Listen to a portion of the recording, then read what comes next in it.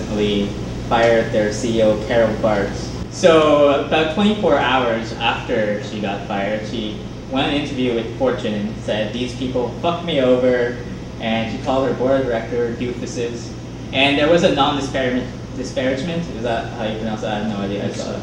And it was clause in her pay package that she basically broke right then and there, and that's $10 million that she can't basically touch now. Do you think some people are gonna respect that she went out there and did that? I mean, do you think that gives her points with certain people, or do you think it's all in all a bad thing? I'm sure you don't hear too many CEOs walking out. I mean, when they get fired, lashing out against their former company. So yeah. I guess it's not good for her, I guess. And I mean, but that's another like whole cool world reality of business, right?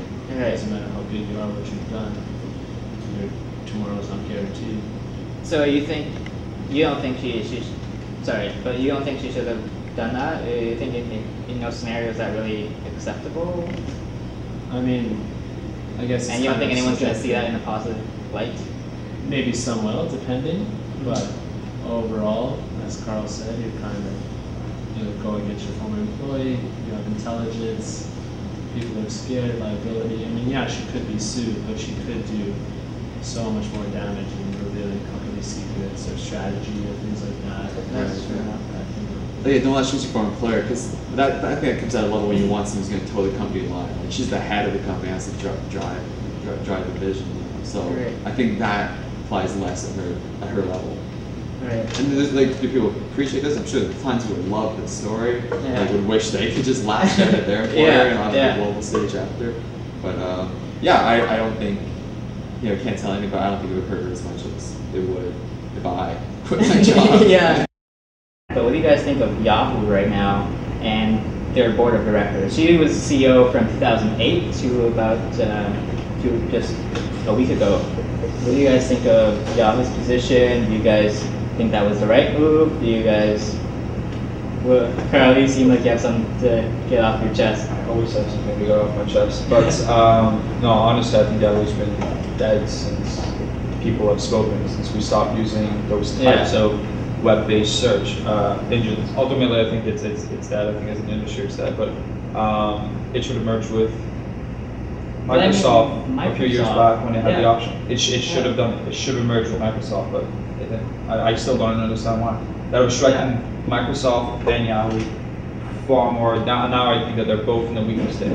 Yeah, and one of the things she actually brought up was that after they weren't able to make that merger, the board of directors after that was kind of like really strict and really demanding because they didn't want to look like the worst board of directors in the world. Because like you're right, the price that Microsoft was given was like way overpriced. I can't remember what the premium was, but it was like 43%. Yeah, out of this one. Yeah, and like back then I thought like Yahoo was dying, at the time, and that was like 2 years ago, and not much has changed. Like Google has, besides being the biggest search engine, now you've got Google Android, which means like it's on everybody's mobile phone.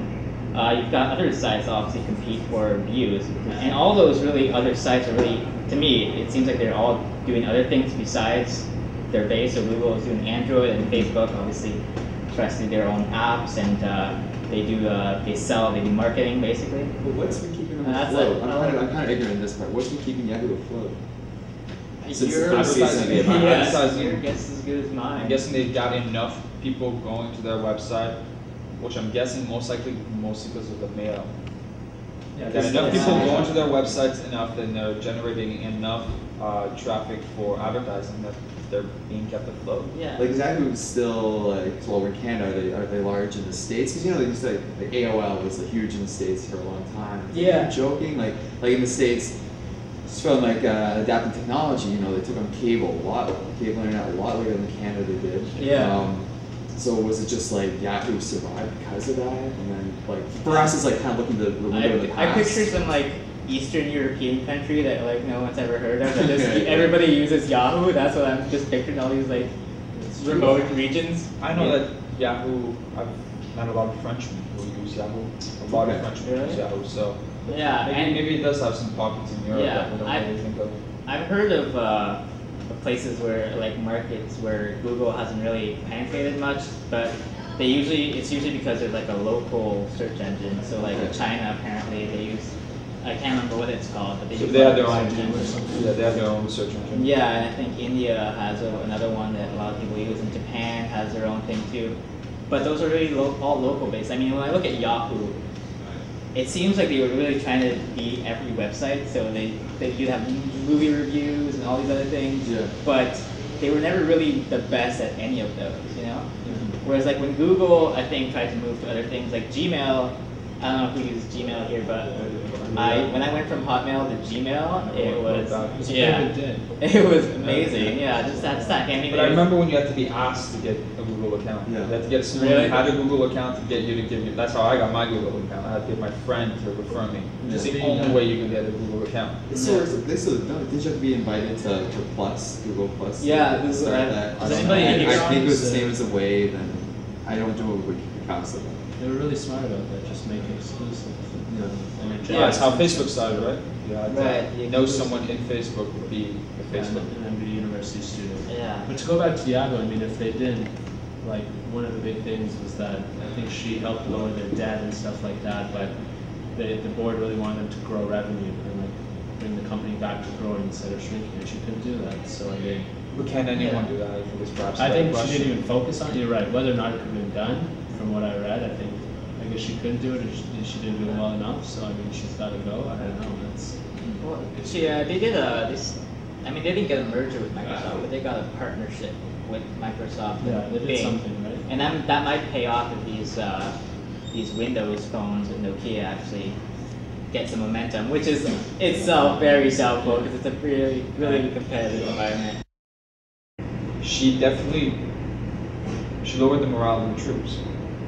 I think she may have caused more harm to the management spirit of the company, right, than to the to the stock or anything else, which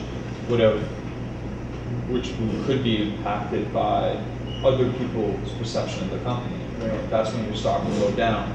But in this particular case, I think it affected the internal perception of the company's own management infrastructure. I think it weakened it at its time where obviously it did not need to be weakened.